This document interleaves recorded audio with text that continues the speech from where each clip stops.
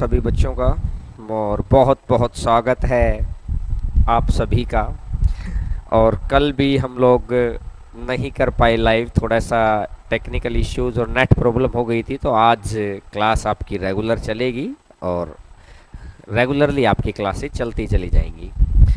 तो एक बार आप सभी बच्चे कमेंट के थ्रू बता दीजिए कि आवाज़ आ रही है या किसी भी तरीके का कोई इशू नहीं है, ताकि फिर अपन टॉपिक को शुरुआत करेंगे और बिल्कुल बेसिक से चलेंगे और लास्ट लेवल तक। और फिर आपको पता है जो बच्चे ऑफलाइन पढ़ते हैं कि हम लोग एक्सपेक्टेड स्टैंडर्ड ज़रूर करते हैं कि क्या आने वाला है। जब उसको पढ़ेंगे तभी हम लोग दूसरों से बेहतर परफॉर्म कर पाएंगे। और कुछ बच्चों के डाउट जो कल की क्लास में भी मैसेज करके थे, तो कुछ 2-3 मिनट उनके ऊपर बातचीत कर लेते हैं और उसके बाद तब तक सभी बच्चे लाइव हो जाएंगे और अपने फ्रेंड्स को, भाइयों बहनों को, सभी को आप इन्फॉर्म कर दीजिए, या वीडियो को जो शेयर का ऑप्शन है या इन्फॉर्म कर देना, ताकि कोई भी ज़रूरतमंद यहाँ पर अपनी क्लासेस को कंटिन्यू करे और अपनी तैयारी को एक बहुत अच्छे स्टैंडर्ड पर ले जाए। आज की क्लास स्टार्ट करने से पहले मैं थोड़ा सा आप लोगों को पुरानी बातें याद करवा देता हूँ। देखिए, इस वक्त हम लोग मुश्किल वक्त ज़रूर है हम लोगों के सामने, लेकिन हौसला हमारा सख्त है और होना भी चाहिए, बुलंद होनी चाहिए, और पॉजिटिव एनर्जी के साथ ही हम लोग इस चीज़ को हरा देंगे और आगे आने वाले समय में हम लोग दूसरों से बेहतर बन के निकलेंगे। एक गहरे और समृद्ध व्यक्ति बन के आप अपने घर से और आगे आने हम इस तरीके से पढ़ेंगे कि कंसेप्ट में गहराई हो, विस्तार हो और कुछ रहे ना। कुछ बच्चों का मैसेज आता है कि सर पढ़ाई में मन नहीं लगता, कुछ बच्चों का आता है कि सर पढ़ रहे हैं। मैं अपनी व्यक्तिगत राय पे सोचता हूँ कि ये 50-50 चल रहा होगा। कुछ बच्चे बहुत अच्छे से पढ़ भी पा रहे होंगे और कुछ बच्चे हो सकता है नहीं भी पढ़ पा रहे हो। तो मैं एक कहानी के रूप में आज से शुरुआत करूँगा और बड़ा ध्यान से सुनिएगा मेरे भाई। किसी गांव के अंदर एक ऋषि ने बोला कि अगले 10 साल तक यहाँ पर बारिश नहीं होगी, और चला गया। तो उस ऋषि का श्राप मानकर सभी ने छोड़ दिया, और उस ऋषि में वो ताकत थी कि बादल भी वापस जाने लगे। सभी किसानों ने सोचा कि बारिश तो होनी ही नहीं है, तो हम मेहनत क्यों करें, और मेहनत करेंगे नहीं, मेहनत करेंगे तो उसका बेनिफिट नहीं निकलेगा, तो मेहनत करें ही क्यों। लेकिन एक किसान था, वो अभी भी अपने खेत में हल चला रहा था। बादलों ने देखा कि हल ये अभी भी चला रहा और हम तो बरसेंगे ही नहीं, तो फायदा क्या है भाई। तो एक बादल ने उस किसान से पूछा कि आप हल क्यों चला रहे हैं, हम तो यहाँ 10 साल बरसने ही नहीं वाले हैं, तो आपका हल चलाने का कोई बेनिफिट ही नहीं होगा, क्योंकि फसल तो होगी नहीं हमारे बरसे। तो उस किसान का जवाब सुनकर हम सभी को इस जवाब से सीखना चाहिए। उस किसान ने बोला कि 10 साल के अंदर हो सकता है मैं हल चलाना ही भूल जाऊं, मैं अपनी कला ही भूल जाऊं, और मुझे इस बात का डर है, तो मैं अपनी कला को सुरक्षित रखने के लिए ही मैं हल चला रहा हूं। ये बात बादलों ने सुनी तो वो घबरा गए कि कभी 10 साल में हम भी बरसना भूल जाएं, और उस प्रैक्टिस के लिए उन्होंने भी सोचा कि हम भी थोड़ा सा बरस लेते हैं। और वो तो थोड़ा सा बरसे तो जो किसान मेहनत कर रहा था उसके खेत में अनाज होने की पूरी पूरी संभावनाएं हो गई, और जो मेहनत नहीं कर रहे थे वो वैसे ही रह गए। तो ये वक्त और ये दौर भी ऐसे ही गुजर जाएगा, और मेहनत करिए साथ साथ। हर रोज़ हम लोग अब मिलेंगे, और 11 बजे है। अगर आप लोगों को लगता है कि सर 11 बजे बहुत लेट हो जाता है, या आप लोग पहले आ सकते हैं, तो 10:30 बजे भी हम लोग क्लास को स्टार्ट कर सकते हैं। तो आज की क्लास बिल्कुल जीरो से स्टार्ट करेंगे और कोशिश करेंगे कि एक बात को आप सीख पाएँ। अब मैं आपको बताता हूँ कि हर कोई ये, अभी तक हम लोग इस तरीके से पढ़ रहे थे कि आप कॉपी पेन लेके बैठिए। मैं आपको कह रहा हूँ कि आप कॉपी पेन नहीं लेके बैठना, आप सिर्फ समझना कि मैंने क्या समझाया है। और हैंड जैसे ही क्वेश्चंस स्टार्ट होंगे ऐसे ही हैंड रिटन नोट्स आपको मिलते चले जाएंगे। इस लॉकडाउन में हम लोगों ने भी बहुत गहराई से काम किया और अपने कंटेंट को बिल्कुल उस लास्ट लेवल पे कर दिया कि बच्चे को लिखना ही ना पड़े, बच्चा माइंड से ही काम करे, क्योंकि पेपर में अब कंपटीशन बढ़ने वाला है।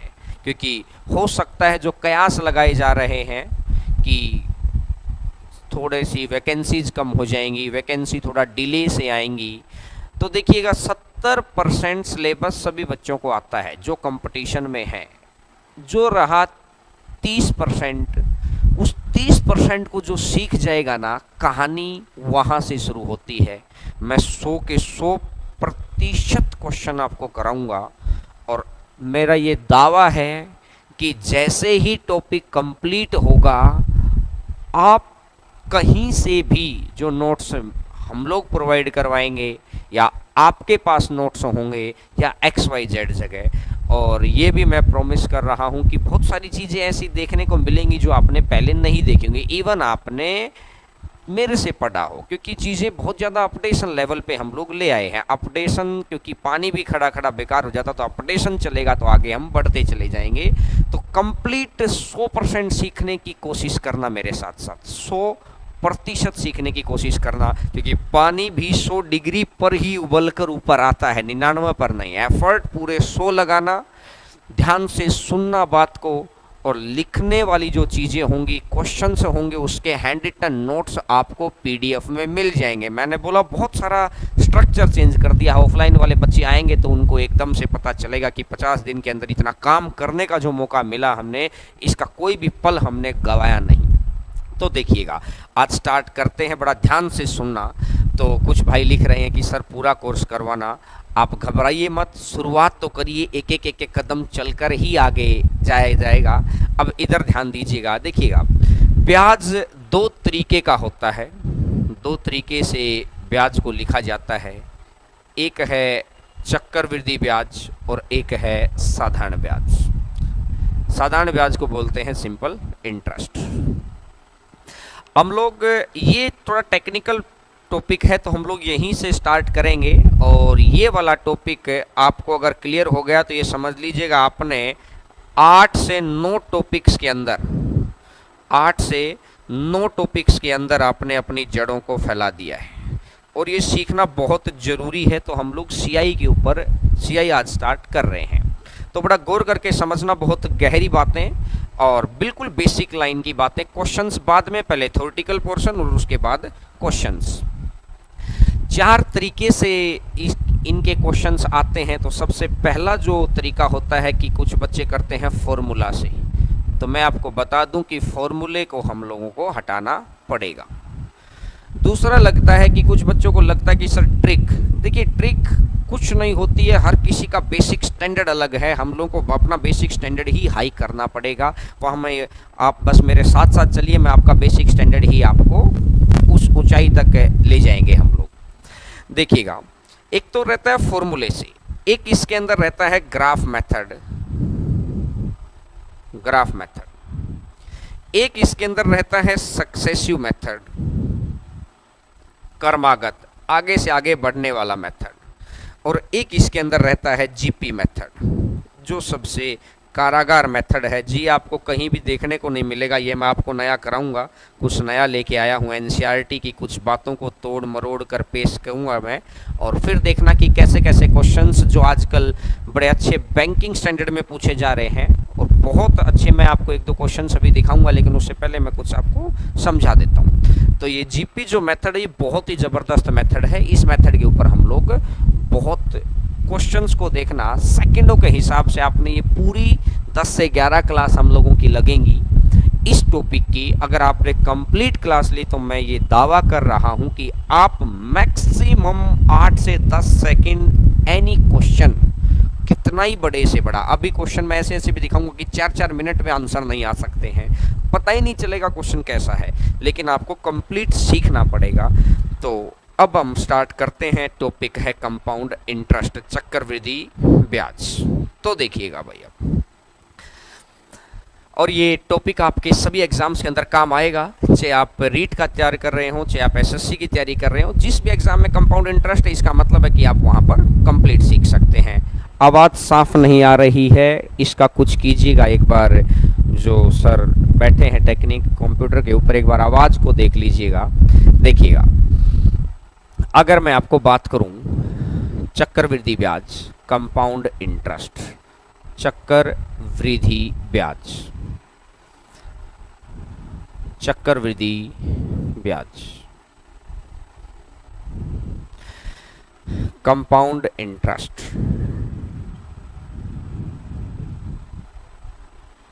मेरी कुछ बातों को बड़ा ध्यान से सुनना, जो आपने पहले नहीं सुन रखी होंगी, और सुन रखी होंगी तो उसको और गहराई तक लेके चलेंगे, लेकिन कुछ चीज़ों को बड़ा ध्यान से सुनना। मैंने बोला कि अगर आपने मेरे से भी पढ़ रखा है, उसमें भी मैं बहुत अपडेट करके लेके आया हूँ, तो ध्यान से सुनना मेरी बात को।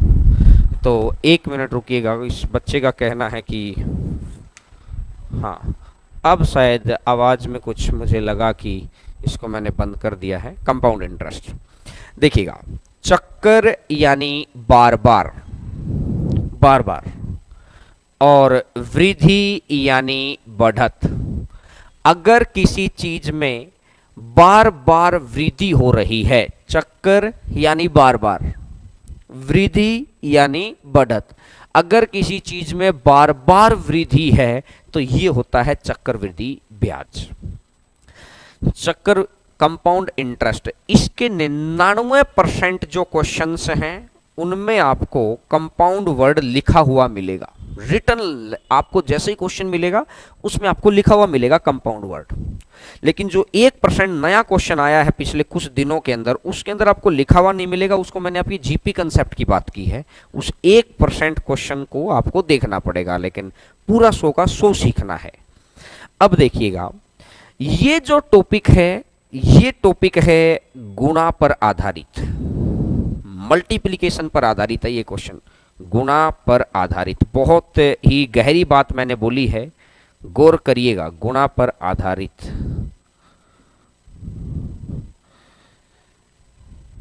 जैसे जैसे गुणा होती है ना, कि 2 गुना 3, 3 गुना 4, 4 गुना 5, उस प्रॉपर्टी पे आधारित है ये टॉपिक, पूरे का पूरा टॉपिक।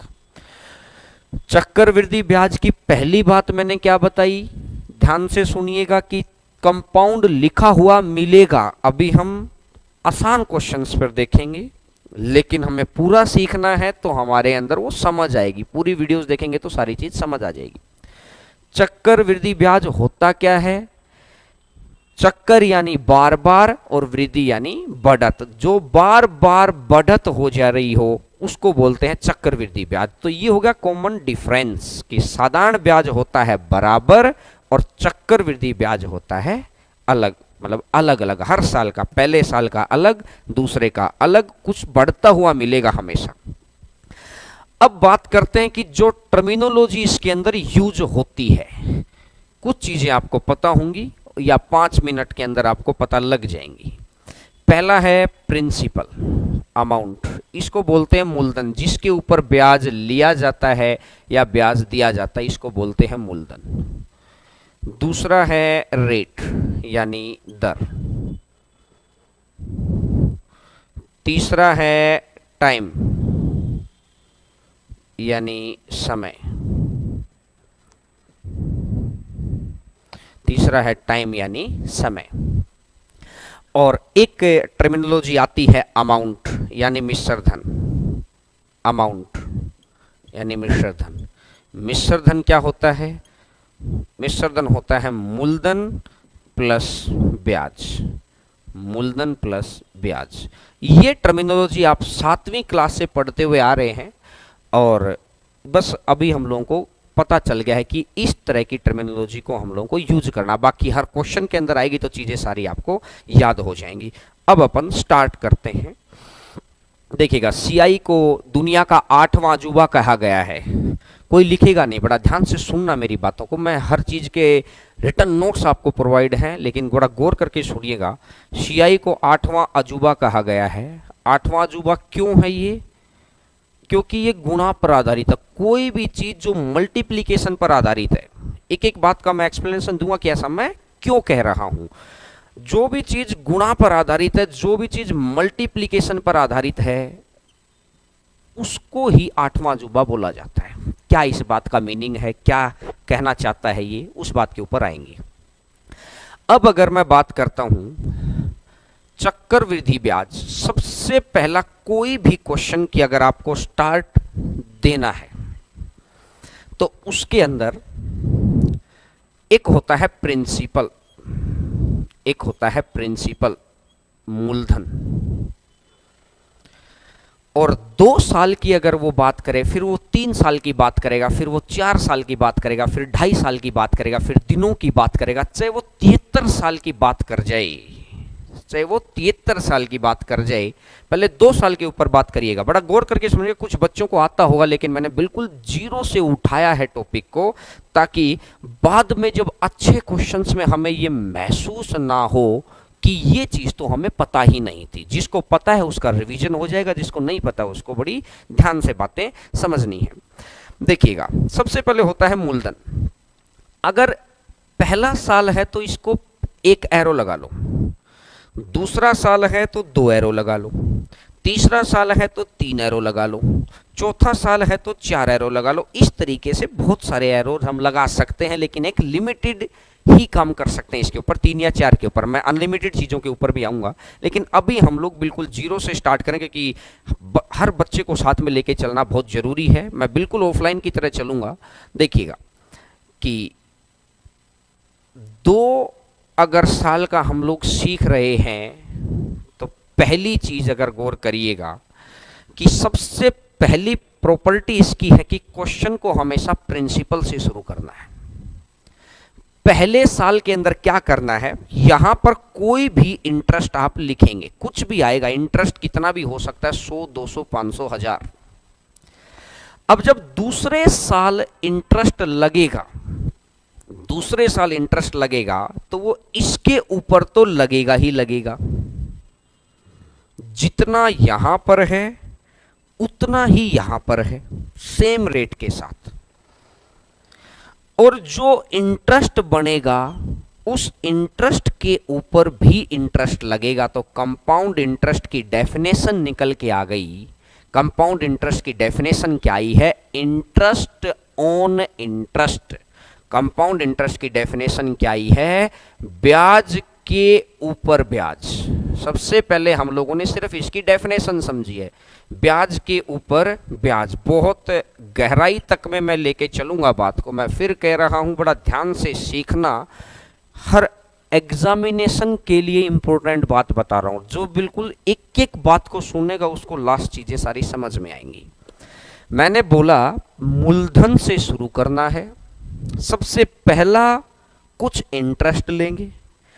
अब दूसरे साल में जो इंटरेस्ट यहां पर है वही इंटरेस्ट है, लेकिन वो प्रिंसिपल के ऊपर था वो तो, लेकिन अगले साल इसके ऊपर इंटरेस्ट लगेगा। तो यानी मुझे समझ आया कि चक्रवृद्धि ब्याज क्या होता है। ब्याज के ऊपर ब्याज को हम लोग चक्रवृद्धि ब्याज बोलते हैं। सबसे पहली डेफिनेशन इसकी ये क्लियर हो गई। एक दूसरी बात, इसके अंदर दूसरी बात है, इसके अंदर रेशो यानी अनुपात, रेशो सेम रहता है। इसके अंदर रेशो सेम रहता है। दूसरी बात, इसकी दूसरी डेफिनेशन है कि इसका रेशो सेम रहता है। रेशो ही तो गुणा पर आधारित करके लेके चलता है हर बात को। तीसरी बात, तीसरी बात है कि m इंटू n का रूट इक्वल टू p। बस अभी सुन लेना इस बात को, नई बात मैं आपको बताई है कि m इंटू n का रूट इक्वल टू p। ठीक है। और इसकी चौथी बात, प्रिंसिपल 1 प्लस r बाई 100 की पावर t। ये इसका मिश्र धन निकालने का ये फॉर्मूला बेस के ऊपर होता है। तो ये चार बातें हमारे को हर वक्त काम आएंगी। सबसे इंपॉर्टेंट ये वाली बात है, उसके बाद ये वाली बात है। इन दो के ऊपर हम लोग 100% क्वेश्चंस को कर डालेंगे। इन दो चीज़ों के ऊपर हम लोग 100% क्वेश्चंस को कर डालेंगे। अब मैं आपको अगर बताऊं कि यहाँ से मैं समझने के लिए चलता हूं कि रेशियो सेम का मतलब क्या है, देखिएगा। और उसके बाद P equal to M into n का रूट क्या बात लिखी है। अगर आज हम इन दो बातों को भी बड़ा ध्यान से सीख के बैठ गए तो समझिएगा 50% आपका बेस बन गया है। आपने जो सीख रखा है वो आपके पास है, कोई नहीं छीनने वाला। मैं कह रहा हूं कि जो अभी मैं कह रहा हूं उस बात को बड़ा ध्यान से सुनिएगा मेरे भाई। देखिएगा, जैसे 10% है और 10% का अगर फ्रैक्शन वैल्यू आपको पता है, इसको अपन लिखते हैं 1/10। वो कैसे लिखते हैं, 10 लिखो और प्रतिशत के निशान को हटाकर नीचे 100 कर दो और ये सारा कट के यहाँ पर 1/10 आ जाता है। ठीक है, मैंने अपनी तरफ से कोई भी चीज़ मान ली। एक बार के लिए मैंने माना कि 100 रुपये मेरा मूलधन है और 100 रुपये मेरा मूलधन है। पहला साल और दूसरे साल के ऊपर ही मैं बात कर रहा हूँ। 100 रुपये मेरा मूलधन है। अगर मैं इसका 1/10 करूँगा, अगर मैं इसका 1/10 करूँगा तो 0 से 0 कटेगी तो कितना रुपये आएगा, 10 रुपये। अगली बार अगर इसका मैं फिर 1/10 करूँगा, 0 से 0 कटेगी तो कितना आएगा, 10 रुपये। और फिर मैंने बोला था कि इसका भी अगर मैं 1/10 करूँगा तो इसका भी अगर मैं 1/10 करूँगा तो ये कितना आएगा, 1 रुपया। तो मैंने एक बात आपको समझाने की कोशिश की है कि रेशियो सेम रहता है, मैंने यही तो बोला है। तो देखिएगा कि रेशियो सेम कैसे। सबसे पहले मैं रेशियो निकालता हूं इस रेट के थ्रू। ये 10 है तो अगर मैं इंटरेस्ट को जोड़ दूं तो 10 और 1 11। अब मेरी बात को समझना, अगर मैं यहाँ पर 100 रुपये लेता हूँ, इसको मैं हटा देता हूँ इन चीज़ों को। अब आपने सीख लिया कैसे निकला है, बस गौर करके सुनते रहेगा, लिखने की कोई ज़रूरत नहीं। मैं फिर आपको बता दूँ कि सब चीज़ों के हैंड रिटन नोट्स तैयार हैं। मैंने बहुत विस्तार से काम किया है, बस आप मेरी बात को सुनिएगा। क्योंकि ये जो अलग सी चीज़ें मैं आपको बता रहा हूँ, ये चीज़ें उन 5% क्वेश्चंस में काम आएगी जो सिर्फ क्रीम लेवल बच्चों के पास है। और मैं दावा कर रहा हूँ जो भी टॉपिक मैं आपको कराऊंगा कंप्लीट कराऊंगा, बिल्कुल 0 से कराऊंगा। और एक्सपेक्टेड स्टैंडर्ड आने वाले एग्जाम्स के अंदर आप देखेंगे कि सिर्फ और सिर्फ क्वेश्चंस इसी स्टैंडर्ड से आ रहे हैं। मैं बाकायदा आपको बताऊंगा कि देखिएगा मेंस के अंदर क्या स्टैंडर्ड के क्वेश्चन आए हैं। देखिएगा, अगर मेरा 100 रुपये मेरा मूलधन है तो इसमें ये 10 रुपये ब्याज मैंने ऐड किया तो इस हिसाब से हो गया है टोटल 110। तो अगर मैं यहाँ से गौर करता हूँ तो ये 0 से 0 अगर मैं हटा दूँ तो क्या ये रेशो फिर 10:11 हुआ कि नहीं हुआ, बोलिए हाँ कि ना। वहाँ बैठे रहिए, लीड लगाइए और मेरे साथ साथ कोशिश करेगा कि क्लासरूम के जैसा आप अंगेज रहें। रेशो 10:11 आया कि नहीं आया, आया, ठीक है। अब मेरी बात को समझिएगा, अगर मैं यहां से देखता हूं ये पहले साल का ब्याज है 10 और ये दूसरे साल का ब्याज है 11, क्या फिर ये रेशियो मेंटेन हुआ कि नहीं हुआ। पहला रेशियो मैंने निकाला यहां से, दूसरा रेशियो मैंने निकाला मूलधन और मिश्र धन से, तीसरा रेशियो मैंने निकाला ब्याज और ब्याज से, रेट से, मूलधन मिश्र धन से और ये ब्याज और ब्याज से। और अगर मैं चौथी बात की बात करूं तो अब एक बात देखो, पहले साल के लिए मूलधन होता है जितने पैसे पर आपका ब्याज लगता है उसको बोलते हैं मूलधन। तो पहले साल में सिर्फ 100 रुपये पे ब्याज लग रहा है तो पहले साल का मूलधन 100 है। और दूसरे साल का अगर मूलधन की बात मैं करूं तो दूसरे साल में देखो 100 के ऊपर तो लग ही रहा है। अरे बोलो ना, हाँ कि ना, हाँ ठीक है, 100 के ऊपर तो ब्याज लग ही रहा है लेकिन इस 10 रुपए के ऊपर भी तो लग रहा है ब्याज। बात समझ पा रहे हैं मैं क्या कह रहा हूं कि पहले साल 100 रुपए के ऊपर ब्याज लग रहा है, दूसरे साल 100 पर तो लग ही रहा है, इस 10 पर भी लग रहा है। तो पहले साल का मूलधन कितना हुआ, जितने के ऊपर ब्याज लगेगा उतना ही। अरे समझ पा रहे हैं क्या, अगर पहले साल का मूलधन कितना है 100 रुपए, दूसरे साल का मूलधन कितना है, 100 तो है ही, 10 भी है, ये तो 110 रुपए। तो ये, तो मुझे ये कहानी यहां से समझ आ गई कि रेशियो सेम रहता है। ये डिपेंड किस पर करता है उस पर बाद में जाएंगे। पहला सीखना क्या था, रेशियो सेम रहता है। किन 4 चीजों का रेशियो सेम रहता है? सबसे पहले ब्याज और ब्याज का। अगर मैं हिंदी में इसलिए लिख रहा हूं कि मुझे ऐसा लगता है कि इंग्लिश वाले बच्चे शायद इस टर्मिनोलॉजी को आराम से इंग्लिश में कन्वर्ट कर सकते हैं। अगर आपको लगे कि सर हिंदी और इंग्लिश आप दोनों में लिखो, तो मैं दोनों में लिख दूंगा, लेकिन आप मुझे कमेंट के थ्रू बता देना। देखिएगा, पहला क्या लगता है, ब्याज और ब्याज का रेशियो सेम। दूसरा क्या लगता है, मूलधन और मूलधन का, पहले साल का मूलधन और दूसरे साल का मूलधन। तीसरा क्या लगता है, मूलधन और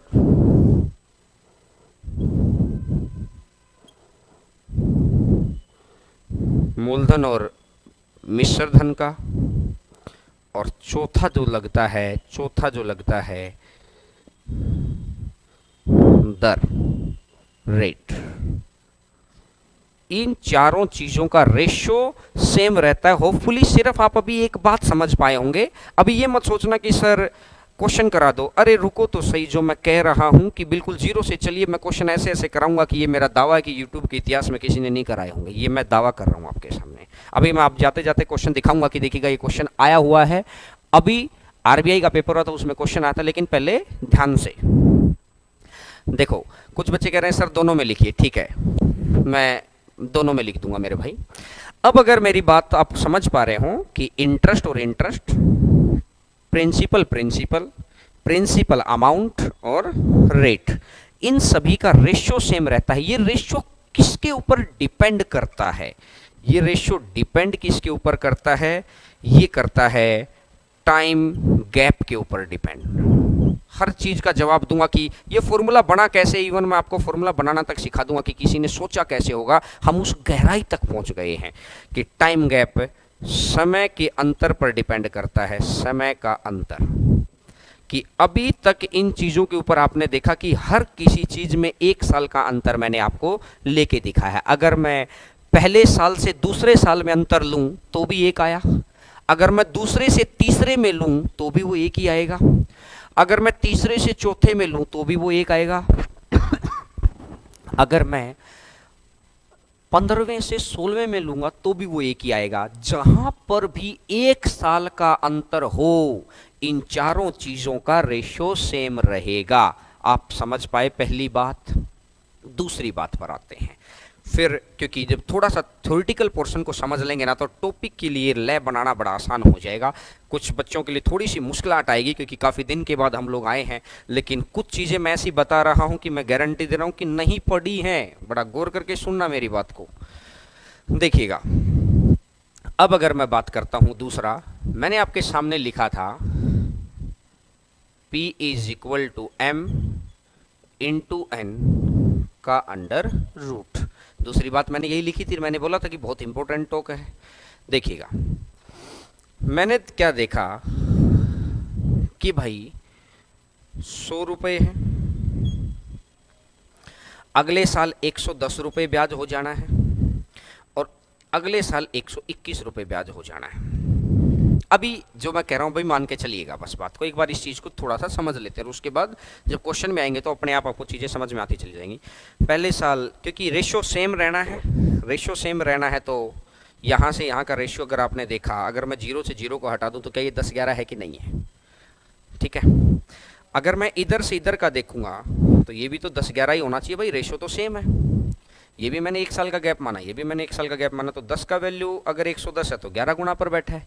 तो इसका मतलब अगर इधर मैं 11 की गुणा करूंगा तो इधर भी 11 की गुणा कर दूंगा, तो यानी कि 121 आ जाएगा। ये बात मेरी समझ पा रहे हैं कि इन दोनों का 10-11 है तो इन दोनों का भी 10-11 ही रहेगा। इसके आगे लिखेंगे तो उन दोनों का भी 10-11 रहेगा। कब? जब समय का अंतर सेम है। सबसे बड़ी बात है जब समय का अंतर सेम है। तो अभी मैं इसको हटा देता हूं। अब मेरा ये कहना है कि भैया अगर मैं इस 100 की और इस 121 की गुणा कर दूं पहला बीच में दूसरे को मैंने हटा दिया, आपको पता है 110 है, अभी मैं हटा देता हूं भाई, और ये 121 है। अगर मैं 100 और 121 के गुणा करके अगर मैं इसका रूट निकाल दूं तो 100 का रूट कितना बनेगा 10, और 121 का रूट कितना बनेगा 11, और 11 गुना 10 कितना बताया था 110 बताया था कि नहीं बताया था, अरे बोलिए हाँ कि ना। तो मैं ये कहना चाह रहा हूं कि पिछली और अगली संख्या की गुणा करके अगर रूट निकाल दें, ऐसा होता क्यों है मैं वो भी डिस्कस करूंगा, लेकिन अभी सुनिएगा। पिछली और अगली संख्या की गुणा करके अगर हम रूट निकाल दें तो ये मिडिल वाली संख्या आ जाती है, बोलिए हाँ कि ना। बात समझ आई? मैं तो चलो एक चीज और एग्जांपल देता हूं। मैं थोड़ी सी आसान संख्या इसलिए दे रहा हूं कि सीखने का सबसे अच्छा तरीका है कि आसान संख्याएं, उसके बाद जो पेपर में संख्याएं आई हैं, उसके बाद एक्सपेक्टेड क्या आ सकता है, पूरी की पूरी चीजों के पूरी क्लास को करना, तब आपको एक एक बात समझ में आएगी कि कैसे कैसे हो रहा है। देखिएगा, अगर मैं आपको बोल दूं यहां पर मैंने ले लिया है 6, चलो 36, और यहां पर मैंने ले लिया है 42, ठीक है, और यहां पर मैं ले लेता हूं 6 और 7, तो अगली बार 6 और 7, तो ये हो जाएगा 49। बोलिए हाँ कि ना। कैसे? मैंने कोई भी रेशियो एक सेट कर लिया, मैंने ऐसा माना है कि इनके बीच का अंतर और इनके बीच का अंतर सेम रहेगा, ये ऐसा मैंने मान लिया है अभी के लिए। तो देखिएगा, बोला सर ये 49 कैसे आया, आपने ये दो संख्याएं तो लिख ली, कुछ बच्चों के मन में डाउट होगा सर ये 49 कैसे आया है। देखिए भाई मैं बता देता हूँ, मैंने अपनी तरफ से एक रेशियो मान लिया 6 7, तो मैंने इसकी 6 से गुणा कर ली, 6 गुना 6 36, तो 7 गुना 6 42, ठीक है। अब अगर मेरे को आगे की संख्या निकालनी है तो मेरे को अपना रेशियो कितना मानना पड़ेगा, 6 और 7 ही मानना पड़ेगा। तो 6 गुना 7 और ये आ जाएगा 7 गुना 7, तो ये 49 आ जाएगा। आप समझ पाए होंगे कि मैंने कैसे लिखा है, ठीक है। ये तो रहा संख्या निकालने का काम। अब अगर मैं बात करता हूं कि 49, अब मुझे अगर ये मिडल संख्या निकालनी है तो क्या करना है कि पिछली संख्या और अगली संख्या 36 गुणा 49 का अंडर रूट कर दो, तो 36 का अंडर रूट कितना आएगा 6, और 49 का अंडर रूट कितना आएगा 7, और 6 गुना 7 कितना होता है 42। बोलिए आया कि नहीं आया? बात समझ में आई मेरी कि भाई पिछली और उससे अगली संख्या की अगर हम गुणा कर दें, और यही बात बड़े बड़े मोटिवेशनल स्पीकर्स बताते हैं, बहुत अच्छी अच्छी किताबें बताती हैं कि आप क्या हैं, आपसे आगे वाले और आपसे पीछे वाले का औसती तो हैं आप। तो आप यही है कि भाई इसकी गुणा करके, तो ये दूसरी बात आप लोग समझ गए होंगे। अब इन दोनों बातों को मैं कैसे यूज करूंगा, क्या करूंगा, वो वाली चीजें बाद में। अब आते हैं, अब इन दोनों बातों को आपने सीख लिया है, अब आगे मुझे क्वेश्चंस को सिखाने में बड़ी आसानी रहेगी। तो एक बारी के लिए मैं रिकॉल कर देता हूं सारी बात को, है ना, मेरे साथ साथ सुनिएगा मेरी बात को, मैं रिकॉल कर देता हूं। दो तरह का ब्याज होता है, एक चक्रवृद्धि ब्याज और एक साधारण ब्याज। साधारण ब्याज किसके ऊपर है? एडिशन के ऊपर, प्लस के ऊपर। और ये किसके ऊपर आधारित है? गुणा के ऊपर, गुणा के ऊपर, मल्टीप्लिकेशन के ऊपर। सीआई क्या होता है? ब्याज के ऊपर ब्याज। सीआई होता है ब्याज के ऊपर ब्याज। क्लियर है मेरी बात? ब्याज के ऊपर ब्याज। अब 2 साल का, 3 साल का, 4 साल का कुछ भी होता रहेगा, 50 साल का, 60 साल तक का कुछ भी ब्याज अपन निकाल सकते हैं कि मूलधन, दर, समय, मिश्र धन, यही तो बताया है। इसमें प्रॉपर्टी मैंने बताई है, ब्याज रेशो सेम रहता है, किन किन चीज़ों में रहता है वो मैंने आपको बता दिया है। और दूसरा मैंने आपको बताया है कि अगले की गुणा और पिछले की गुणा करके, अगले और पिछले की गुणा करके अगर मैं रूट निकाल दूंगा तो बीच वाले की वैल्यू आ जाती है। देखिएगा, दुनिया वैल्यू निकालने में ही इतना समय लगाती है, प्रॉपर्टी मैंने जो आपको बताई है, देखिए कितना ज़बरदस्त तरीके से काम करेगी। तो अब अगर बात करते हैं सबसे स्टैंडर्ड लेवल के ऊपर, आपको क्वेश्चन करते वक्त कौन सी बातों का ध्यान रखना है, कोई भी क्वेश्चन स्टार्ट करते वक्त किन बातों का ध्यान रखना है, ये तो आपने सीख लिया इसका बेसिक। अब कोई भी बातें स्टार्ट करते वक्त कौन सी बातों का आपको ध्यान रखना है। तो सबसे पहली बात है कि जैसे अगर मैं बोलता हूं, क्वेश्चन मैंने आपको बोला कि मेरा प्रिंसिपल है 1000 रुपये और रेट है 10% और मेरा टाइम है 2 साल। टाइम है आपका 2 साल और आपको बताना है कंपाउंड इंटरेस्ट। गौर करके सीखना, सिर्फ 2 एग्जाम्पल के थ्रू हम लोग बहुत डेप्थ की चीज़ों के ऊपर पहुंच जाएंगे। सबसे पहला आपको ध्यान क्या रखना है कि हमेशा मूलधन से क्वेश्चन शुरू करना है। पहली बात ही ये ध्यान रखने की क्वेश्चन हमेशा मूलधन से शुरू होगा। ये बात गांठ बांध लो कि क्वेश्चन हमेशा मूलधन से शुरू होगा, चाहे कुछ भी हो जाए। अगर उसने मूलधन दे रखा है तो वहां से शुरू कर लेंगे, अगर उसने मूलधन नहीं दे रखा तो हम अपनी मर्जी से मानेंगे, लेकिन क्वेश्चन हमेशा मूलधन से शुरू होगा। तो यानी कि ये मैंने मान लिया 1000 रुपये उसने दे रखा था तो उसका दिया हुआ ही मान लिया। अब अगर मैं बात करता हूं समय कितना दे रखा है, 2 साल। जितना भी समय दे रखा है उतनी ही एरो लगानी है, 1 और 2। अभी आप टेंशन मत करना कि सर 2.5 साल हो। तो मैं कह रहा हूं अरे भैया 105 सही 4/7 साल, मैं ऐसा क्वेश्चन भी कराऊंगा।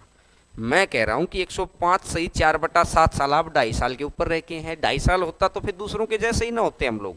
दूसरों से बेहतर करने का नजरिया है तभी दूसरों से बेहतर कर सकते हैं। तो अब देखिएगा, पहले आप मेरी बात को बड़ा गौर करके सुनना। सिर्फ क्वेश्चन मूलधन से शुरू होगा, जितना भी टाइम दे रखा है उतनी ही 2 साल। क्लियर हुई मेरी बात? अब अगर 10% की बात है तो कहते हैं कि पहला जो मूलधन के ऊपर ब्याज लगाइए आप 10%। अगर आप ब्याज लगाएंगे तो अगर इसका आपने 10% ब्याज लगाया तो 10% होता है 1/10, 10/100। कोई भी प्रतिशत को उठाकर नीचे 100 कर देना, बस ये काम आप खुद कर लेना भाई, है ना। तो 10% होता है 1/10। अगर मैं 0 से 0 हटा दूंगा तो यहां पर कितना आ जाएगा, 100 आ जाएगा। अब आपको ये संख्या दिखाई दे रही थी, इसके ऊपर पहली बारी में कोई ब्याज आ गया है और अभी आपको ध्यान होगा पहले साल एक ही संख्या के ऊपर ब्याज आ गया। अब दूसरे साल हर संख्या के ऊपर ब्याज है, पहले बड़ी संख्या के ऊपर फिर छोटी संख्या के ऊपर, पहले बड़ी के ऊपर ही लगाता हूं।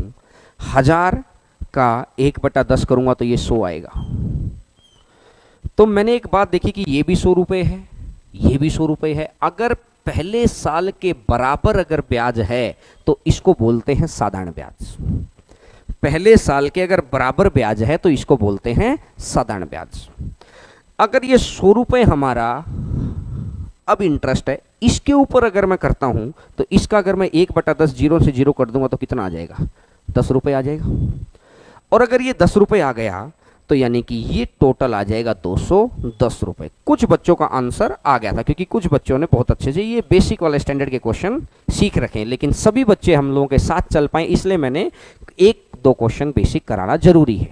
और जिन बच्चों ने, मैं फिर कह रहा हूं कि भाई मेरे से भी अगर पढ़ रखा है पहले के समय में लॉकडाउन से पहले, तो मैं उससे भी कहीं ज़्यादा नई चीज़ें लेके आया हूं। आपको 30% चीज़ें 100% नहीं मिलेंगी, 101% जो मेंस वालों के लिए फ़ायदा है, जो आरबीआई के लिए है, आया है क्वेश्चंस। मैं वो क्वेश्चंस आपको दिखाऊंगा, देखिएगा।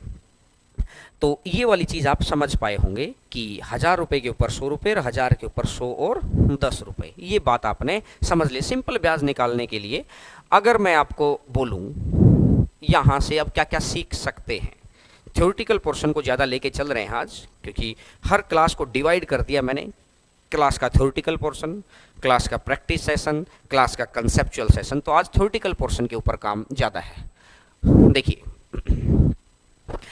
अगर मैं यहाँ से बात करूँ कि 2 साल का कंपाउंड इंटरेस्ट कितना आएगा, 2 साल का कंपाउंड इंटरेस्ट की बात करूँगा तो कितना आया है, 210 रुपये। और अगर मैं बात करता हूं कि 2 साल का सिंपल इंटरेस्ट कितना है, मैंने बोला कि जो पहले के बराबर है वही सिंपल इंटरेस्ट है। कहने का मतलब जो पहली लाइन है ना वही सिंपल इंटरेस्ट है। बहुत ज़बरदस्त बात बताने वाला हूं, गौर करिएगा।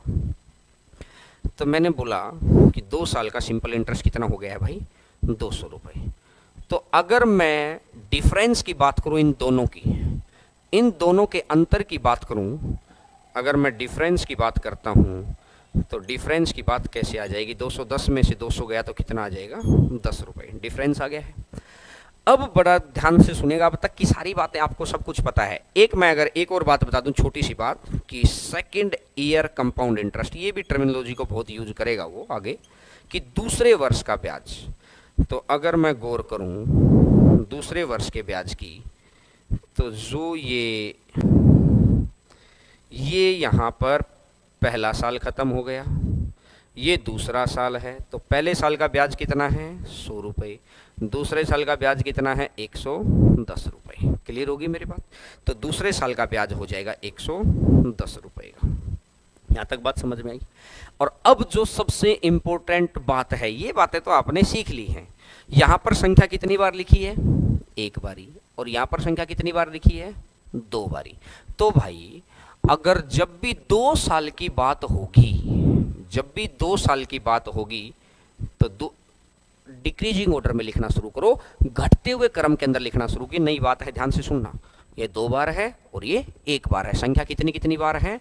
ये 2 बार है और ये 1 बार है। अभी मैं आपको बेसिक चीजें सिखा रहा हूं, ताकि आप आगे जब मैं स्टैंडर्ड के क्वेश्चंस उठाऊं, उस वक्त आपको ये ना लगे कि ये बातों में पता नहीं। मैं दावा कर रहा हूं कि कोई भी क्वेश्चन आपका 7 सेकंड से ज्यादा देंगे, हम ग्राफ बनाएंगे ही नहीं भाई। ये मेथड 2011-12 के हैं।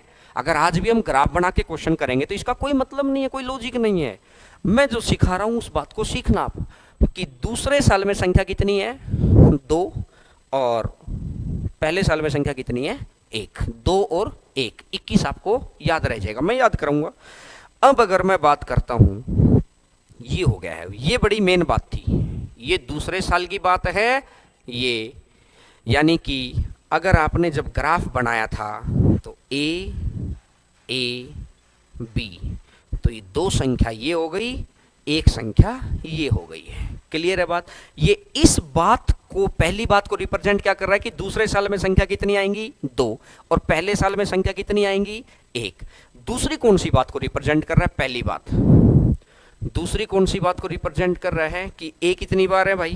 2 बार। और बी कितनी बार है? 1 बार। ए कितनी बार है? पहली लाइन में जो संख्या आई है वो कितनी बार आ गई है? 2 बार। भाई ये ऐसे भी काम कर रहा है, ऐसे, ये मतलब ये क्लियर हुई मेरी बात? और ये ऐसे भी काम कर रहा है, ऐसे, कि ए कितनी बार है? 2 बार है। और बी कितनी बार है? 2 बार है। गौर करके सुनिएगा भाई, अगर आपको सारी चीजें सीखनी है ना, तो इस गहराई से समझना सीखिए। मैं कह रहा हूं कि इस भंवर से निकालने की जिम्मेदारी मेरी है, कि आप बस सुनिए मेरी बात को, जो मैं समझाना चाह रहा हूं। अब अगर मैं एक और क्वेश्चन आपको लेता हूं, बेसिक स्टैंडर्ड का ही क्वेश्चन, जो कुछ बच्चों का है आता, इसलिए मैंने बोला कि आज लिखना नहीं है, लिखने वाला क्लास भी आएगी। ये सारी क्लासेस, ये तो मैंने पूरे परफेक्ट नोट्स बना रखे हैं, जो मैं आपको पीडीएफ धीरे धीरे सेंड करूंगा। देखिएगा, अगर मैंने अपनी तरफ से क्वेश्चन माना कि भाई प्रिंसिपल मेरा 1000 रुपये, टाइम मेरा 3 साल, रेट मेरी 10%, और मेरे को कंपाउंड इंटरेस्ट आपको निकालना है। पता है बच्चों का आंसर आ गया है 331। मैं कह रहा हूं कि जैसे मैंने जवाब दिया ना, क्वेश्चन पढ़ा और आंसर आ गया भाई। आंसर कितना आ गया? 331। आप इतना ही समय में आप आंसर दे देंगे। लेकिन अभी जो मैं समझाना चाह रहा हूं, ग्राफ 2011 का मेथड है। गौर करके सुनना मेरी बात को, अभी कमेंट रुकिए। अभी जो मैं समझाना चाह रहा हूं, ग्राफ 2011 का मेथड है। ग्राफ को तोड़ने के लिए जो मेथड होगा वो ग्राफ से होकर ही गुजरेगा। लंका को तोड़ने के लिए जो मेथड था वो समुद्र से होकर ही गुजरा था। तो गौर करके सुनिए मेरी बात को। अभी सबसे पहली जो बात मैंने आपको बताई थी कि कोई भी क्वेश्चन जब स्टार्ट करेंगे ना, तो भाई मूलधन से शुरू करेंगे। कोई भी क्वेश्चन है, अगर उसने मूलधन दे रखा है तो बहुत अच्छी बात है, और अगर उसने मूलधन नहीं दे रखा तो कोई बात नहीं, हम अपनी मर्जी का मानेंगे। लेकिन ये जिद है कि क्वेश्चन हमेशा मूलधन से ही शुरू करेंगे। देखिएगा, पहला। दूसरी बात मैंने आपको क्या बताई, उन्हीं 2 बातों के ऊपर काम होगा कि जितने भी ईयर दे रखे हैं उतने ही साल के आप, 1, ये 2 और ये 3 साल हो गई। जितना भी ईयर रखा है इन दोनों का काम कंप्लीट यहाँ से। अब तीसरा 10% है, इसको अभी हम लोग याद कर चुके हैं, बार बार मैंने आज 10% का यूज इसलिए कर रहा हूँ कि 10% की चीज़ें हमको याद होगी। 1/10, तो सबसे पहले इसके ऊपर आया तो ये 100 रुपये आ गया भाई। यहाँ तक मेरी बात समझ पाई? गौर करके सुनना यार बात को, देखिएगा। अगली बारी मैंने बोला पहले बड़ी संख्या के ऊपर ब्याज लिखो, फिर छोटी के ऊपर ब्याज लिखो। तो पहले 1000 के ऊपर अगर अपन ब्याज लिखेंगे तो ये 100 रुपये आएगा, और फिर इस 100 के ऊपर लिखेंगे अगर 1/10, तो इसका अगर 1/10 करेंगे तो कितना आ जाएगा? 10 रुपये आ जाएगा। यहाँ तक मेरी बात समझ पा रहे हैं सभी बच्चे? अरे बोलो ना हाँ कि ना, थोड़ा सा इंटरेस्ट क्रिएट करिए, क्योंकि ऑफलाइन के अंदर क्या रहता है कि कोई ना कोई बच्चा कुछ ना कुछ हरकतें करता है तो इंटरेस्ट बना रहता है। तो आप चीज़ों को वहाँ पर सिर्फ बैठ के एक एक बात को सुनना, और जो भी चीज़ें हैं कमेंट के थ्रू आप बताते रहना। 100 और 100 का 10। अगली बार अगर मैं देखूंगा तो इसका कितना रह जाएगा? 100 रुपये। सबसे पहले सबसे बड़ी संख्या के ऊपर 100। अगली बारी ये 100 दो संख्याएं आ गई तो दोनों के ऊपर आएगा भाई। इसके ऊपर आ गया है 10 और इसके ऊपर आ गया है 10, और इस 10 के ऊपर कितना आ जाएगा? 1। इस 10 के ऊपर कितना आ जाएगा? 1। अभी डाउट आएगा, डाउट कहाँ पे आएगा? यहाँ पर। कुछ बच्चों को आएगा, कुछ बच्चों को आएगा, लेकिन मैंने बोला कि हर संख्या के ऊपर देना है ब्याज। तो कि पहले साल, अभी देखो बोर्ड पे आपको कितनी संख्याएं दिखाई दे रही है, मैं दोबारा बताता हूँ। बोर्ड पर आपको कितनी संख्याएं दिखाई दे रही हैं? बोर्ड पर आपको संख्याएं दिखाई दे रही है 1, तो एक बार लिख दो। अब मुझे बताओ बोर्ड पर संख्या कितनी दिखाई दे रही है? कौन सी संख्या? ये नहीं, शब्दों का गेम है। कितनी संख्याएं दिखाई दे रही हैं? आप बोलेंगे सर 1 और 1 2, ये 2 संख्याएं दिखाई दे रही है ना, तो 2 संख्या अगर दिखाई दे रही है तो 2 बार लिखना है, पहले बड़ी संख्या के ऊपर और फिर छोटी संख्या के ऊपर। बोलो बात समझ में आ गई? अच्छा अब मुझे बताओ अब बोर्ड पर कितनी संख्या दिखाई दे रही है? अरे अब लिखो भाई। अरे कुछ बच्चे बोल रहे कि सर ढक्कन बोल दो तो हमारा दिमाग का ढक्कन खुल जाएगा। देखो कितने पुराने पुराने डायलॉग्स बच्चों को याद हैं, बड़ा अच्छा लगता है। अच्छा मुझे बताइए कि अब संख्या कितनी दिखाई दे रही है? कौन सी नहीं, कितनी दिखाई दे रही है? 1 2 3 और 1 4, तो यह संख्या आएंगी 4। सबसे पहले सबसे बड़ी संख्या 100, अभी 100 के ऊपर लिख देंगे 10, अभी 100 के ऊपर लिख देंगे 10, क्योंकि ये देखिए इन दोनों के ऊपर आ गया ना, सेम ही आएगा भाई। और इस 10 के ऊपर 1/10 करेंगे तो कितना आ जाएगा? 1 आ जाएगा। तो यहाँ से मुझे एक बात समझ में आई कि 100 200 300 10 20 30 और 1 31, ये मेरे को नहीं सिखाना था आपको, ये आपको याद करवाना था, रिकॉल करवाना था। अब जो मुझे यहाँ से सिखाना है, अब मैं उस बात के ऊपर आता हूँ। ये चीज़ आपने सीख ली होगी, बीच में से मैं लाइनों को हटा देता हूँ, देखिएगा यार।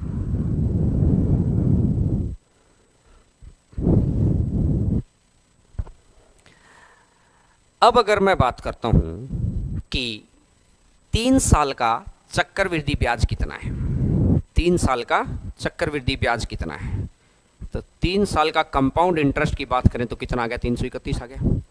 और अगर मैं बात करता हूं 3 साल का साधारण ब्याज कितना है, और 3 साल का अगर साधारण ब्याज आ गया है 100 200 300, पहले साल के बराबर, पहली लाइन साधारण ब्याज है, जो पहली लाइन है, जो टॉप क्रीम लेवल है, तो क्या कितना हो गया है? 300। ये सेनापति है, साधारण ब्याज सेनापति है कि राजा के मिलने से पहले आपको सेनापति से मिलना ही पड़ेगा, 100% बात है। तो ये तो सेनापति है भाई, ठीक है। अब अगर मैं इन दोनों के अंतर की बात करता हूं, डिफरेंस की, अगर मैं इन दोनों के अंतर की बात करूं तो ये अंतर कितना आएगा? 31। पहली बात आपको क्लियर हुई यहां तक? अरे बोलो हाँ कि ना, चलो ठीक है 31।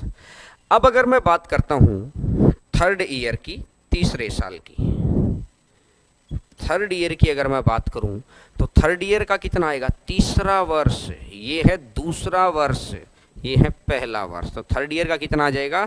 100 110 120 121। हम लोग यहाँ पर डायरेक्ट भी आएंगे, ये सीधा 11 का स्क्वायर बन रहा था, ये सीधा 11 का स्क्वायर बन रहा था। मैंने आपको जो 10% सिखाया था ना, अरे आप थोड़ी सी 1 मिनट पुरानी बात याद करो। 10 है और ये 10 से कितना? 11, एक जोड़ दिया, हमेशा जुड़ेगा। 11 का स्क्वायर देखो कितना है, 11 का स्क्वायर देखो कितना है? 121 है। स्क्वायर क्यों हुआ, कैसे हुआ, सारी आएंगे, क्योंकि ये तो पहला साल, ये पहले साल 10 था तो अगले साल का रेशो 11। अब पहले में तीसरे में अंतर कितने का? 2 का है। वो मैं कह रहा हूँ कि सेकंडों के हिसाब से आंसर आएंगे, लेकिन मैं जो कंसेप्ट को सिखाना चाह रहा हूँ ना, अब उस चीज़ के ऊपर गौर करिएगा। अब मैंने देखा कि ये आ गया 121। अब जो मेन बात है, जो नए मेथड्स या नए क्वेश्चंस के लिए जो जरूरी है अपडेशन, वो चीज। अच्छा मुझे बताओ यार कि मैं इसको अगर एक बार हटा दूं तो सभी बच्चे एक बार बोर्ड पे देखेंगे कि यहां पर कुछ भी प्रिंसिपल रहा होगा। ये बात तो आपने, ठीक है, 1, ये 2 और ये 3, ठीक है। अब ये रहेगा A, ये भी रहेगा A और A के ऊपर B। बोलो यहां तक याद है क्या? अरे याद है क्या? ठीक है, याद है। अब अगर मैं अगली बार बात करता हूं, देखिए अगली बार वहां संख्या कितनी, 4, तो 4 बार लिखना है भाई। 100 को हमने किससे रिप्रेजेंट किया है? किससे रिप्रेजेंट किया है? A से, तो A से। 10 को हमने किससे रिप्रेजेंट किया है? B से, तो यहां भी B है और यहां भी B है। और ये तो कोई अलग ही संख्या आ गई भाई, और अलग ही संख्या है तो इसके ऊपर लिख दिया। तो वैसे भी प्रिंसिपल के ऊपर ये आएगा। अरे आप लिखने को यहाँ कुछ भी लिख सकते हैं, MNPQRST, ये तो बस आसानी से। अगर मैं यहाँ से देखता हूँ A आ गया, फिर अगली बार इसके ऊपर तो A है, इसके ऊपर B आ गया, अगली बार यहाँ तो A है ही है, इन दोनों के ऊपर क्या आएगा? B और B, और इस B के ऊपर कितना आ जाएगा? C, तो ये आ जाएगा। अब जो बात मेन है, सीखने लायक बात है, अगर ध्यान दिया हो तो यार जो पिछले क्वेश्चन में आपने देखा था कि ये 2 बार आ गया और वो 1 आ गया, याद आ गया? तो मैंने इसको क्या दिया था कि इसको मैंने माना था A और इसको मैंने माना था B। बात समझ है? अभी गौर करके सुनना मेरी बात को। A माना था और B माना था। अच्छा बताओ यार, यहाँ पर A कितनी बार है? 3 बार, तो A आ गया 3 बार ही। अच्छा B कितनी बारी है? B भी 3 ही बारी है, तो B भी कितनी बार आ गया? 3 बार ही। अच्छा बताओ C कितनी बार है? 1 बार है। तो यहां से अगली संख्या जब 3 साल आ गया तो 3 साल आ गया तो 3 चीज, 4 साल आ जाएगा तो 4 चीजें। लिखना नहीं पड़ेगा, एक फ्लो पता चल जाएगा कि हाँ इसका मतलब क्या है। तो चाहे वो 105वें साल की बात करेगा तो भी आप 1 सेकंड के अंदर आंसर निकाल देंगे। तो अच्छा मुझे बताइए कि अगर मैं यहां से C कर दूं तो यार ये C कितनी बार आया है? 1 बार ही आया है। तो क्या ये भी बात मेरी आपको समझ आई कि A 3 बार, B और C। अब मेरी बात समझना, यहां तक इसको मैं हटा देता हूं, आपने सीख लिया होगा। अब मेरी बात को बड़ा ध्यान से समझना, बहुत इंपॉर्टेंट स्टेप आ गया है। कहते ना कि कई देर तक आप गांव से बिलोंग करते हैं, बहुत देर तक अपनी कडोनी के अंदर उस रई को लगाए रखा। अब मक्खन वाली बात आ गई इतनी देर में, तो इतनी देर तक तो आप लस्सी बना रहे थे और अब आ गई वो मक्खन वाली बात। तो अब एक बार मक्खन वाली बात के ऊपर गौर करते हैं। तो आपको धीरे धीरे जब हम लोग आगे बढ़ते रहेंगे तो क्लास की बहुत सारी बातें आपको याद आ जाएंगी कि इसी तरीके से हम लोग ऐसे ही देखते थे वहाँ पर। अब अगर मैं बात करता हूँ, इसको मैं थोड़ा सा पीछे लिख लेता हूँ, 2 और 1। देखिए सबसे पहले मैंने क्या किया, 2 साल का निकालते हैं, 2 साल का, 2 ईयर। तो इसको मैंने दे दिया ईयर का नाम, 2 बार है, 2 साल है, ईयर जितना भी होगा उतना ही लिख दिया 2, ठीक है। और पीछे से शुरू किया, गिनती स्टार्ट कर दी 1। अब जैसे ही बात आई 3 साल की, तो देखिएगा कैसे करेंगे। पिछली संख्या को एज इट इज 1, अब अगले के लिए इन दोनों को जोड़ दो, 2 और 1 कितना हो गया? 3। दोनों संख्या जुड़ चुकी, और तीसरा साल है तो यहां पर क्या लिख दिया? 3। ध्यान से सुनना, सीखेंगे हर एक बात को। 4 साल। अब आपको ग्राफ बनाने की जरूरत नहीं पड़ेगी, ग्राफ बनाने की क्या जरूरत नहीं पड़ेगी। यहां पर आएगा 1, 3 और 1, इन दोनों को जोड़ो सबसे पहले, 3 और 1 4, फिर इन दोनों को जोड़ो, 3 और 3 6। भाई ऊपर से सभी संख्याओं को जोड़ दिया, और ये चौथा साल है तो ये कितना बन जाएगा? 4। चौथा साल है तो ये कितना बन जाएगा? 4। ये चीज़ आपके अलजेब्रा में भी काम आएगी, ये चीज़ आपके अलजेब्रा में काम आएगी, ये चीज़ आपके मेंसुरेशन में काम आएगी। मैंने बोला कि इस बार मैंने एनसीईआरटी को उठा के बहुत गहराई तक देखा कि जीतने के लिए, उस नंबर 1 पोजीशन तक आने के लिए कौन सी मेहनत की जरूरत है। ऐसा नहीं कि बस बेसिक स्टैंडर्ड की चीज़ें पढ़ते रहिए, बेसिक पढ़ना है। बेसिक क्या होता है? बेसिक स्टैंडर्ड की चीज़ें ही बेसिक होती हैं, बस उनको अच्छे से समझ लेना, क्योंकि पेपर अब स्टैंडर्ड का आएगा। अब अगर मैं बात करता हूँ 5वां साल की, एक बार सुनना मेरी बात को, बड़ा गौर करके सुनना यार बात। पीछे से स्टार्ट करो। सबसे पहले पिछली संख्या, अगर सबसे पहले मैं पिछली संख्या लिखूं तो यहाँ पे 1 लिख दूं, ठीक है। अब अगर मैंने देखा यहाँ पे आप आ रहा है तो मैं यहाँ पे 1 लिख देता हूँ। अब देखो इन दोनों को जोड़ो, 4 और 1 कितना हो गया? 5, और 6 और 4 कितना हो गया?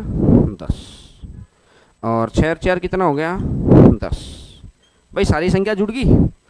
और अब साल कौन सा है? 5, तो ये कितना आ जाएगा? 5, 10, 10, 5, 1। अब आप सीख गए होंगे।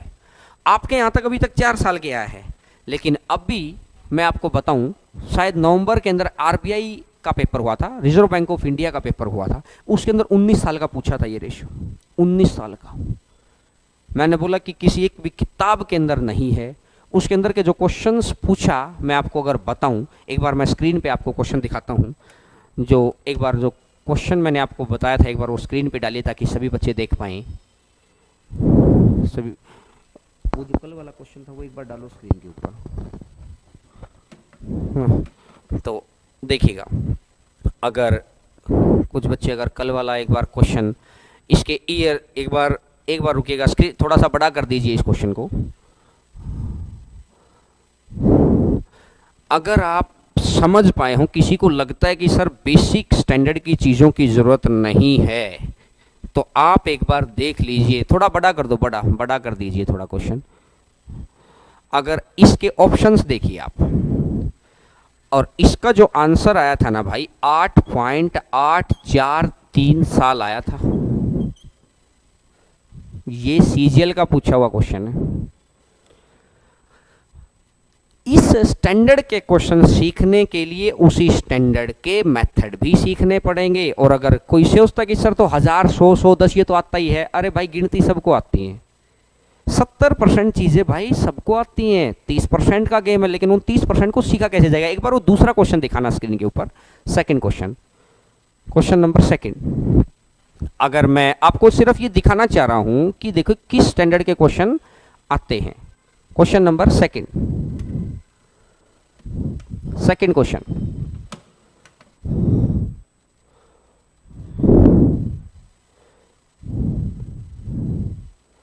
थोड़ा सा बड़ा कर दीजिए। हाँ बस, अगर आप एक बात देखें तो ये सीजीएल 2017 का क्वेश्चन है भाई। सीजीएल 2017 का क्वेश्चन है कि इस तरह के ईयर, और इसका अगर मैं आंसर बताऊं तो आंसर इसका आया था 17.67 साल।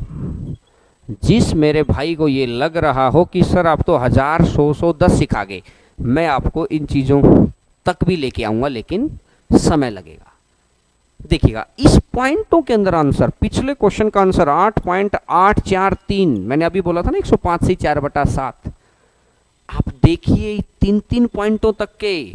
अगर मैं आरबीआई के ग्रेड की बात करूं, जो मैं 19 साल की बात कर रहा था, एक बार तीसरा क्वेश्चन दिखाइएगा स्क्रीन के ऊपर ताकि कुछ बच्चे देख पाएं। थर्ड क्वेश्चन देखिएगा, तीसरा क्वेश्चन आप अगर देख पाए हो कि 250 रुपये 19 वर्ष में 750 हो गए, चक्रवृद्धि ब्याज की दर बताइए।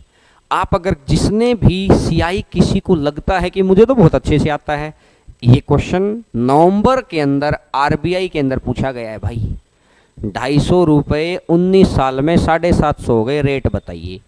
तो अब आपको ये समझ आ गया है कि उस क्रीम लेवल पे, कहता ना कि पानी 100 पे उबलता है लेकिन गरम गरम दिखाई तो वो 60 करी देने लगता है। तो अभी तो मैं छोटी छोटी चीजें सिखाई तो लगता है कि ये तुझे तो आती हैं।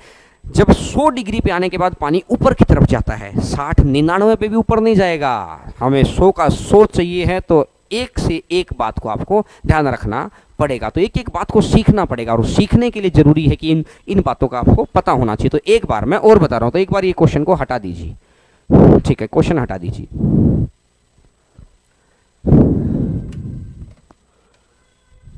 क्वेश्चन हटा दो, ठीक है।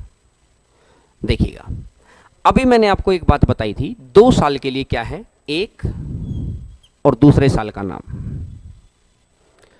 3 साल के लिए क्या है, पिछले वाला एक, 2 और 1 3, और तीसरे साल का नाम। 4 साल के लिए क्या है, पिछले वाला एक, 3 और 1 4, 3 और 3 6, सभी संख्याओं को जोड़ते रहो, 4 का नाम। अगर 5 साल के लिए क्या है, पीछे से स्टार्ट करिए, 1 4 और 1 5, 6 और 4 10, 6 और 4 10, और ये कितना हो जाएगा 5। अगर आप 6 साल की बात करेंगे, अगर आप 6 साल की बात करेंगे तो देखिएगा, स्टार्ट करिएगा, पीछे से करिएगा, 1, ये कितना बन जाएगा 5 और 1 6, ये कितना बन जाएगा 10 और 5 15, ये कितना बन जाएगा 10 और 10 20, ये कितना बन जाएगा 10 और 5 15, और ये कितना साल है 6 साल। अच्छा यार, ये है क्या चीज़? अब आपको लगेगा कि सर ये चीज़ क्या है, कि देखिए ये चीज़ क्या है कि जो पहली संख्या है ना, फर्स्ट पहली संख्या रिप्रेजेंट करती है ए को, दूसरी संख्या रिप्रेजेंट करती है बी को, तीसरी संख्या रिप्रेजेंट करती है सी को, चौथी संख्या डी को, पांचवी संख्या ई को, छठी संख्या एफ को। ऐसी ही संख्या कि यहाँ पर जब 2 साल का आपने ग्राफ बनाया होगा, समय नहीं है ग्राफ बनाने का, लेकिन 2 साल का जब ग्राफ बनाया होगा तो 2 बार ही आएगा, 1 बार ही आएगा। ये सारी चीज़ें आपको बिल्कुल पॉइंटों के अंदर हो जाएंगी। टाइम पूरा देखिए, कुछ बच्चे कह रहे हैं इतना में टाइम पूरा, अरे मैं कब कह रहा हूँ कि आपको ऐसे लिखना है, मैं तो आपको ये बता रहा हूँ कि आगे 105 साल में आप एक बात लिख पाएंगे क्या? कैसी बात कर लेते हैं कभी कभार यार, ऋतिक ये जो भी है मेरा भाई है कि सर लिखेंगे कैसे? अरे मैं कब कह रहा हूँ लिखना है, सीखने के बाद। आज आपको 2 गुना, मैं पूछता हूँ 9 गुना 8 कितना होता है, सभी बच्चे बता देंगे 72। लेकिन जब दूसरी क्लास में पूछा 9 गुना 8 तो आपने क्या बोला, रुको, 9 एकम 9, 9 दूनी 18, 9 तिया 27, 9 चौका, आप शुरू से लेके आए। तो कहने का मतलब है कि एक बारी जब आप 4-5 तक की चीज़ों को सीख लेंगे ना, तो चाहे वो 105 की पूछ ले। सही बात है, ये भाई कह रहा है कि इस भाई का ढक्कन खोल दो है ना। तो देखिएगा, अब आप मेरी बात को सीख गए होंगे कि जो मैं समझाना चाह रहा था कि ये ABCD की गिनती है। अब देखो, 2 साल का ग्राफ हमने बनाना सीखा, 3 साल का ग्राफ हमने बनाना सीखा, ABC की संख्या लिखनी हम लोगों ने सीख ली है। तो आप मुझे एक बार बताएंगे, सभी के सभी बच्चे, एक बार मैं आपको दे रहा हूं कि 7 साल के अंदर, 7 ईयर्स के अंदर कितने A आएंगे, कितने B आएंगे, कितने C आएंगे, कितने D आएंगे? A B C D E F G, 1 2 3 4 5 6 7। आप एक बार बताएंगे कि 7 साल के अंदर कितने A आएंगे। शॉर्ट बताएंगे वसीम भाई, शॉर्ट बताएंगे। पहले एक बार सीखो तो सही। क्रीम सबको चाहिए है, लेकिन क्रीम के लिए उस दही को घुमाना तो पड़ता है ना। इतनी देर से हम लोग लगे, शॉर्ट बताएंगे, शॉर्ट बताने के लिए ही तो आया हूँ मैं। तो देखिएगा, शॉर्ट बताने के लिए तो मैंने क्या बोला कि हम लोग ग्राफ मेथड को तोड़ रहे हैं, नहीं तो मैं ग्राफ ही सिखा देता आपको।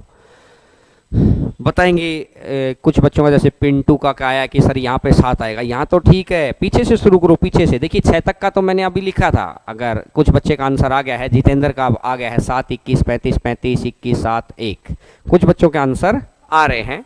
और कुछ बच्चे, अब देखिएगा, अगर इन केस नहीं ध्यान रहता है तो आप फटाफट यहाँ पे इस तरीके से लिख सकते, 3 3 1 4 6 4 1 5 10 10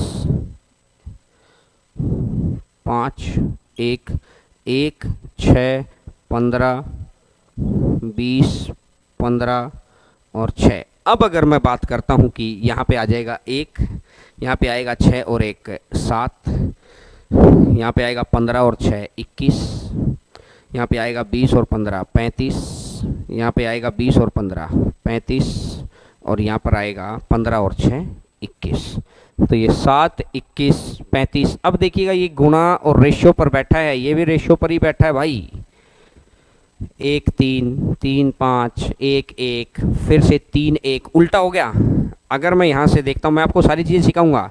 1 3 5, दोबारा 1, ये दोबारा 5 3 1, और ये लास्ट में 1 है ही। हर चीज में आपको धीरे धीरे सीखने को मिलेगी, धीरे धीरे मिलेगी वो सीखने को। लेकिन अभी मैंने आपको जो क्वेश्चन दिखाए थे ना स्क्रीन के ऊपर, जो बच्चे अगर बाद में जुड़े हो तो बाद में जाके देखना, जो जो चीजें हम लोगों ने दिखाई थी ना, उन चीजों को देखना। कि मैंने बोला कि मैं एक एक बात को रटवा दूंगा। मैंने जब ये भी बोल दिया क्लास की स्टार्टिंग में कि आप लिखो ही मत ना कॉपी में, मैंने नोट्स रेडी कर रखे, मैं आपको सीधा नोट्स दूंगा, मोबाइल आपके पास हो, उसमें पढ़ लेना। लेकिन आप एक बार चीजों को सीखिएगा कि 7 साल में इतना इतना होता है। अब अपन चलते हैं वापिस उसी बात पर जहां पर अपन बात कर रहे थे। ठीक है, अब अगर मैंने रेशियो सेम रहता है। अगर मैं 2 साल की बात करता हूं, 2 साल की, ये 21 आया था कि नहीं आया था? आया था भाई, 2 साल के अंदर याद है 21? अरे बोलो हाँ कि ना, अरे बोलते रहा करो कि आया था कि नहीं आया था। 2 साल की बात है। अगर ये 2 साल की अगर बात कर दी अपन ने, तो 2 साल के लिए x plus y plus x y by 100 ये भी लग सकता है। 2 साल के लिए x plus y plus x y by 100, 2 साल के लिए ये भी लग सकता है। कैसे? देखिएगा, अगर मैं 10% रेट है, रेट कितनी है भाई? 10%। ठीक है, तो 2 साल के लिए ये फॉर्मूला लगता है। क्यों लगता है, किस लिए लगता है, सारी बातें सीखेंगे। पहले ध्यान से सुनना, x की जगह भी 10 रख दो, y की जगह भी 10 रख दो, और x की जगह 10, y की जगह 10, और अपॉन में कर दो 100, और 10 और 10 20, और 1 21। 21 आया कि नहीं आया? 10 और 10 20 और 1 21। बात समझ में आ गई? ये इफेक्टिव रेट निकालने के लिए, प्रभावी दर निकालने के लिए आगे हम लोग इसको यूज करेंगे। और अगर मैं यहां से मैं बात करता हूं कि 10% से, वहां पर हम लोगों ने 2 और 1 अपन ने सीख लिया था। अभी इसको बहुत ज्यादा डिटेल में नहीं लेके चलते हैं। अब आपने ये भी सीख लिया, आपने ग्राफ बनाना भी सीख लिया। मैंने 2 साल और 3 साल का ग्राफ आपको बता दिया है, और ग्राफ बताने के बाद मैंने आपको ये वाली चीज़ें भी आपको बता दी हैं। ठीक है, अब इसका जो थ्योरेटिकल पोर्शन है, कि जो जो थ्योरी चीज़ें आपको समझनी थी, वो थ्योरेटिकल पोर्शन आप लोग समझ पाए हैं। कि ये रंचित कह रहा है कि सर रिपीट कर दीजिए। मैंने आपको बताया है कि इफेक्टिव रेट, जब क्वेश्चन आएंगे तो इफेक्टिव रेट के बारे में बताएंगे। मैंने तो आपको ये बताया कि कितनी कितनी जगह रेशियो मेंटेन हो रहा है, सक्सेसिव लग रहा है, जीपी लग रहा है, कैसे कैसे, मैंने वो सारी चीज़ें आपको करके बताई हैं। तो आज लगभग हम लोग 1 घंटे की क्लास बड़ा कर पाए, और कुछ बच्चे बिल्कुल स्टार्टिंग से, देखिए दिन के 24 घंटे में से आप अपने हिसाब से रहिए, लेकिन बस मैं आपको ये कह रहा हूं कि ये 1 से 1.5 घंटा आप मुझे दे दो, मैं गारंटी दे रहा हूं कि आपको अर्जुन कैसे बनाना है। मैं गारंटी दे रहा हूं आपको। मेरी बात को बड़ा गौर करके सीखो ना, 1 मिनट लेट रहो। कि कुछ बच्चों का इतना आप लोगों का आशीर्वाद बना रहता है कि कुछ बच्चे थोड़ा सा मतलब जब क्लास नहीं हो पाते तो बोलते हैं कि सर क्लास नहीं हो पाई। मतलब मैं उनकी दुख दर्द को समझता हूं कि वो वेट कर रहे थे तभी ऐसा बोलते हैं। लेकिन ये मेरा प्रॉमिस है कि हम लोग लगातार क्लासेस करेंगे, और मैं बहुत गहराई तक मैं चीज़ों को लेके चलूँगा। और इसकी जैसे ही 10-11 क्लासेज आपकी पूरी हो जाएंगी, उसके बाद कंप्लीट आपको नोट्स मिल जाएंगे। आज जिन बच्चों के पास घर पे किताब नहीं लेके गए हैं, बस आपको मैं एक ही बात कह रहा हूँ कि बहुत सारे बच्चों को बताइएगा कि क्लास अब स्टार्ट हो गई है। जैसे जो बच्चा कल की क्लास लेगा, फिर उसको आज की क्लास अब खुद देखनी पड़ेगी। अगर आप मेरे साथ साथ क्लास यहाँ पे कर लेंगे तो बड़ा फ़ायदा मिलेगा, और खूब सारी चीज़ें आपको सीखने का मौका मिला होगा। मैं फिर कह रहा हूँ, अभी मैं चीज़ें बिखेरूँगा और फिर मैं इकट्ठी करूँगा। हनुमान जी ने, मेरी बात को बड़ा ध्यान से सुनना मेरे भाई, हनुमान जी ने अपने गुरु श्री राम से एक बार भी क्यों नहीं किया? पूरे भारतवर्ष में सबसे ज्यादा मंदिर उन्हीं के हैं। और अर्जुन ने अपने गुरु यानी श्री कृष्ण से क्यों करके पूरी भगवत गीता लिखवा दी, और एक भी मंदिर उनका नहीं है। तो जब क्लासेज आपकी 5 से 6 हो जाएंगी ना, तब आपका क्यों का भी हर चीज का जवाब आएगा। लेकिन उससे पहले जैसे मैं कह रहा हूं ना, बस 1 घंटा हम लोगों के साथ आप बने रहिए। चैनल को सब्सक्राइब जरूर करिए, और वीडियो को शेयर करिए ताकि खूब सारे बच्चों तक हम लोग पहुंच पाएँ, आप लोगों की दुआएं बनी रहे। और कल फिर मुलाकात होती है 11 बजे, याद रखिएगा। तो आप सभी का बहुत बहुत धन्यवाद।